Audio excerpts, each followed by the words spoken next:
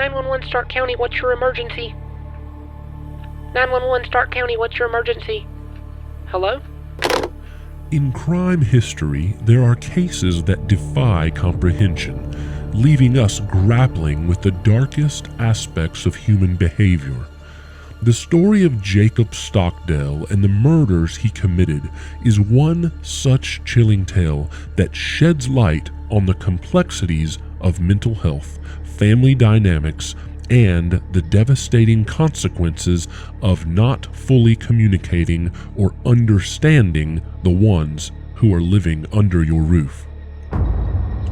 Here's the question: how does a conservative family that works hard on a farm in Ohio, raises their boys with Christian values, homeschools and teaches structure and discipline, plays bluegrass together, and doesn't watch TV or play video games, suddenly struck with a double homicide and an attempted suicide?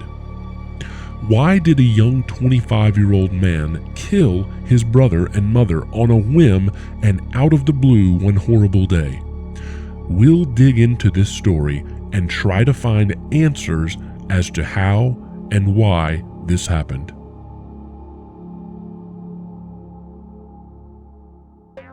Before the rest of the episode, remember, if you enjoy Freaky What content, click the freaky liker button shaped like a hand. Subscribe to the channel and click the content alarm bell so you know when your favorite freaky content is uploaded. Okay, let's get back to it. In late 2007, a producer and camera crew showed up to a small farmhouse in rural Ohio. The production crew was from the hit television show Wife Swap, and the residence was the home of the Stockdale family. The Stockdales consisted of Tim, the dad, and Kathy, the mom, and their 4 boys aged 11 through 19, James, Jacob, Charles, and Calvin. The family was well known for their musical talents and often performed bluegrass music at various venues, captivating audiences with their harmonious melodies and devout faith. All the boys, along with their father, performed on a high level fairly often. The family's musical performances put the boys in the spotlight and allowed them to create a significant following of dedicated bluegrass fans. As the production crew began filming, they captured the home life of the Stockdales. This wasn't your typical household. Mom, Kathy, ran a tight ship for her children. She and Tim believed in raising their children with strong conservative morals and values. While Tim would work to make a living, the boys would work on the farm, practice their music, do their schooling, and perform chores. Entertainment was not allowed, especially in the form of television or video games. In order to listen to the radio, the boys were required to earn tokens by doing chores and work around the house. When they had enough tokens, they could listen to a radio program that was approved by the mom, Kathy. Free time was not permitted unless it was earned, and while the boys lived at home, they were not permitted to date, curse, or talk to the opposite sex. To paint you a better picture, here's what a typical day looked like at the Stockdale house. It started with Mom Kathy waking up at 7 a.m. to cook breakfast for everyone. Dad, Tim, got up even earlier at 5:30 a.m. to work on the farm. Because of this, Kathy would prepare Dad's breakfast the night before. After making breakfast, Kathy woke the boys up around 7:30 a.m. Once the boys were up, they had exactly 4 minutes to come downstairs to eat their breakfast.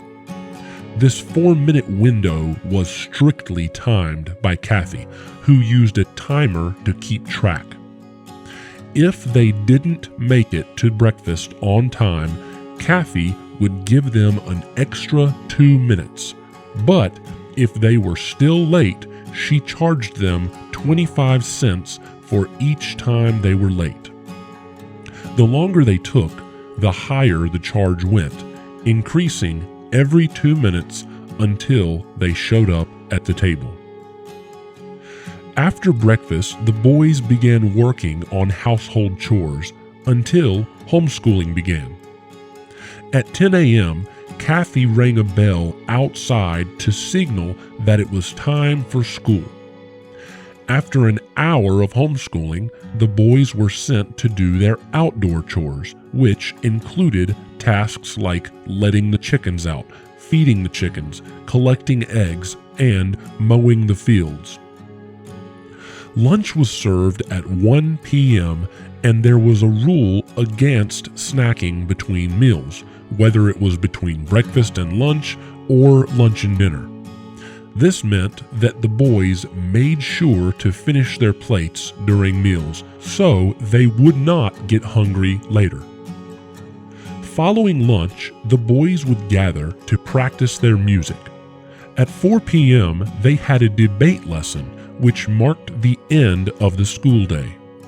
Then it was time for evening chores, including tasks like processing chickens and other farm duties.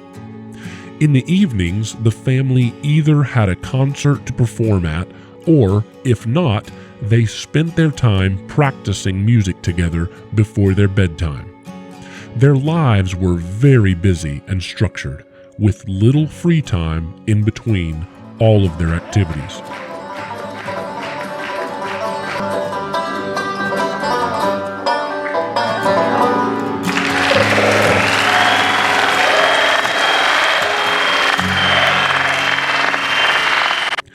While this production crew was capturing the home life of the Stockdale family, another crew was in northern Illinois with the Tonkovic family. Laurie and John Tonkovic were raising their children with much less structure and almost no rules. The Tonkovic family included Laurie's son's girlfriend and teenage daughter's boyfriend, both whom lived with them full time.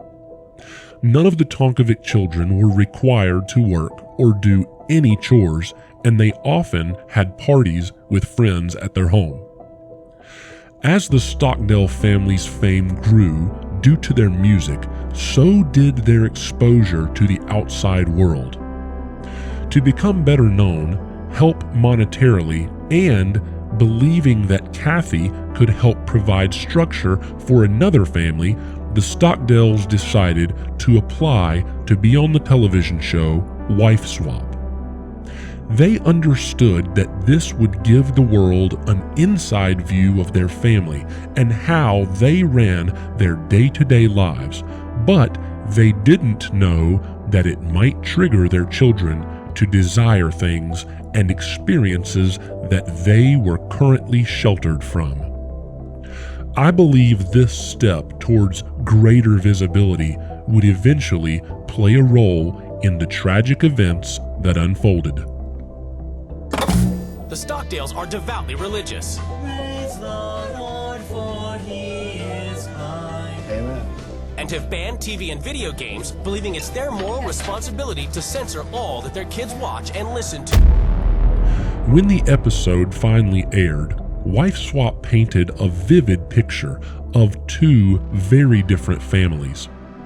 It also became apparent that there were advantages and disadvantages to creating each type of family dynamic. At the Tonkovic household, the show uncovered a wild, lazy group of kids that seemed to get whatever they wanted. However, each Tonkovic family member, though they were spoiled, looked like they were happy and wanted for nothing. On the other hand, the show uncovered a whirlwind of emotions at the Stockdale household when the swapped mom, Laurie, created new rules for the family that would allow the Stockdale boys to play video games, watch TV, and date girls. If you didn't have a schedule. Just not doing Anything. work. God, I feel so sad for these kids. I asked him what he would like to do, if he could do anything, and he doesn't even know. When speaking with TMZ, Laurie Tonkovic recalled a moment from the show where she implemented the rule change and the kids seemed to be simultaneously excited and scared. At one point, Jacob Stockdale ran off crying during filming. When the new mom Laurie approached Jacob and asked what was wrong, he said he was scared because his mom and dad told him if he did any of those things, he would quote-unquote burn in hell. And I was going to let them have fun. He ran outside crying. I asked him what was wrong, and he said that his mom and dad, tell him that basically he would burn in hell. After the airing of the show in 2008, appearances went back to normal. It seemed as though the Stockdale family was back to normal things and were hunky-dory. However, many believe there were hidden struggles within the Stockdale household. The brothers Jacob and James were seen in videos making odd statements, and Jacob's facial expressions, according to viewers, appeared unhappy and maybe depressed. Thank you everyone for all the birthday well wishes last week. I had a great day full of friends and good music. It doesn't get much better than that. You'd think at 21 years old I'd be ready to grow up and join adulthood. Not for me.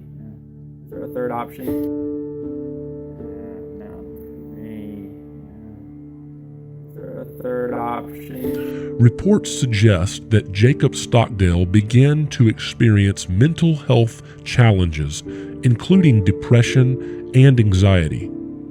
While it's crucial to avoid simplifying complex issues, his mental health issues were exacerbated by the constant pressure to perform, the lasting spotlight of reality TV, the control over him to not date or do anything new and exciting, and the expectations placed on him by his family and community. Amid all of these struggles, tensions began to simmer within the family. While the outward image was one of unity, insiders indicated that the Stockdale family was grappling with internal conflicts. Jacob's mental health issues likely played a role in straining these relationships even further.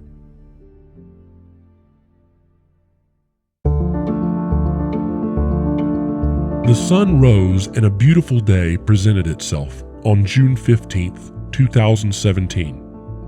Tim, the dad, was not at home in the Stockdale house.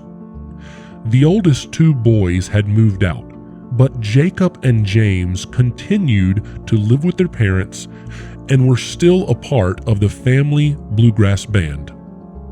A neighbor of the Stockdale family, Harry McNutt Jr., was at home and heard distant gunshots, several in a row.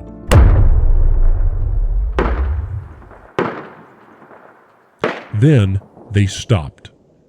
Suddenly, he heard 5 or 6 more shots before they stopped once more.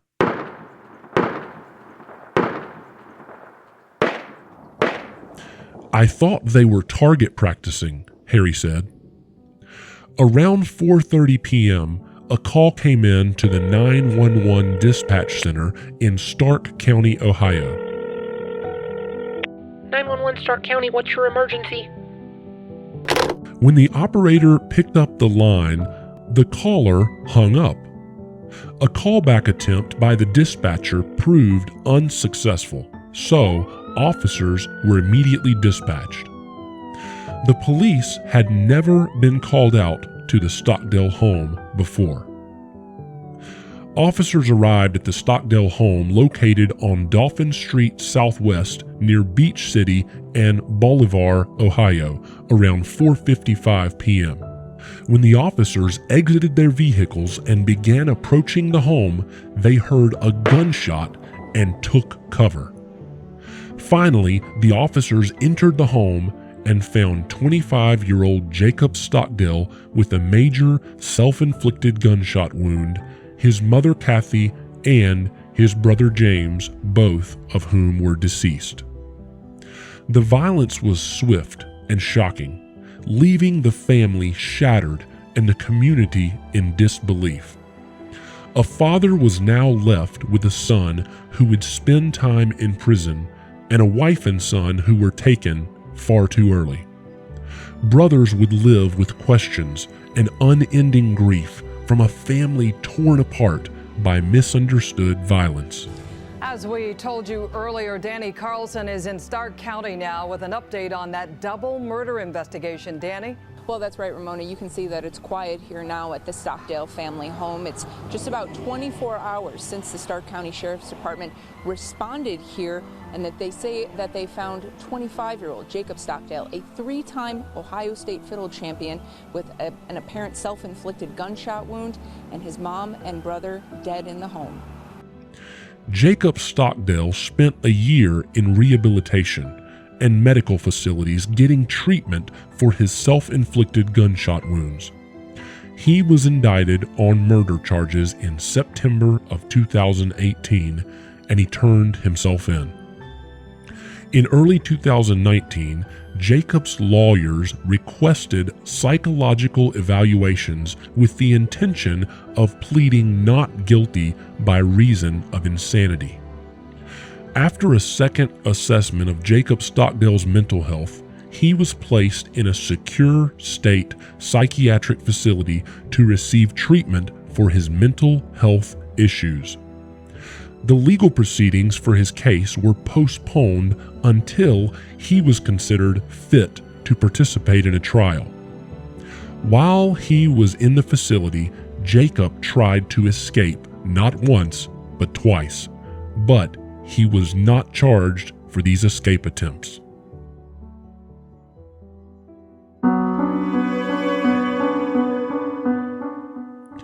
In February 2020, a judge decided that Jacob Stockdale was mentally capable of participating in a trial.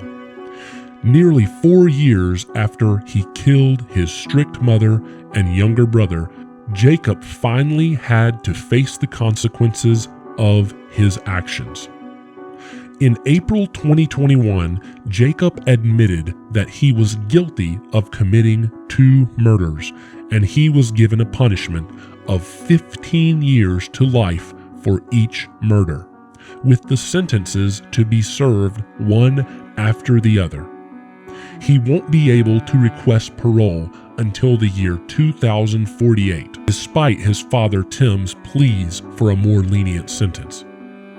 Jacob's father and his other brothers have chosen to forgive him. The Stockdale murders sent shockwaves through the community and the world, especially for those that had watched the wife swap episode with the Stockdale family. This horrible incident left people wondering what caused this incomprehensible loss of 3 lives. Neighbors, friends, and community members struggled to reconcile the image that they had of the Stockdale family with the horrifying reality of the murders. The tragedy also raised broader questions about mental health awareness and support within communities that prioritize traditional values and often stigmatize mental health challenges. The conservative community's insular nature can sometimes hinder access to mental health resources and services that could be vital in preventing such tragic outcomes.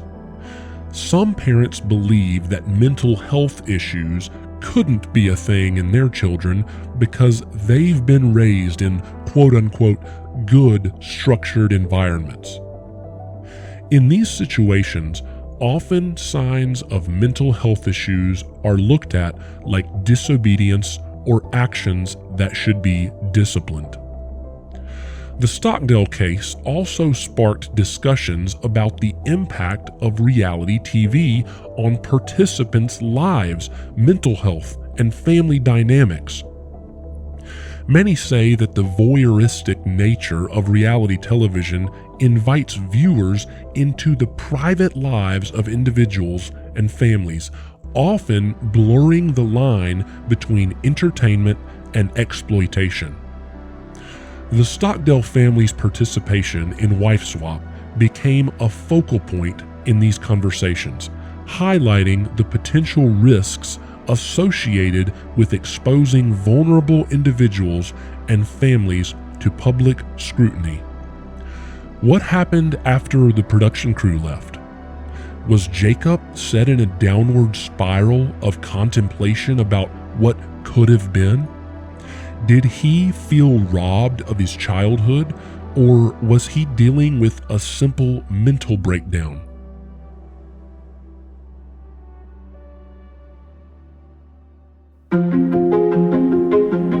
Until Jacob Stockdale decides to tell the world exactly why he did it, we can only speculate.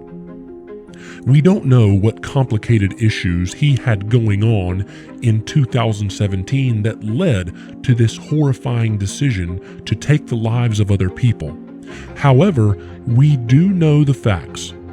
We do know that his family did not have the balance of teaching hard work and allowing some freedom to explore who you truly are. We also know that the environment of order was complex for these children, and though it taught structure and discipline, it also might have felt like every movement and thought was controlled by someone else. This case is very sad. Kathy and Tim worked so hard and truly believed in raising their kids in a wholesome environment, and thought that this was the way to create good men and wonderful, God-fearing children. Tragically, this family sacrificed so much, only to have their son spend the majority of his life in prison for murdering 2 members of his own family. This heart-wrenching story forces us to confront uncomfortable truths about family dynamics, mental health challenges, balance in the home, and the broader impact of our actions on those around us. As we reflect on the Stockdale case, we must prioritize mental health awareness, offer support to those in need, and approach media coverage with empathy and ethical responsibility. If you are suffering from mental health distress or self-harm thoughts, call 988. The 988 Lifeline provides 24/7 free and confidential support for people in distress, prevention and crisis resources for you or your loved ones, and best practices for professionals in the United States. Thank you so much for listening to this episode. I'll see you again next time.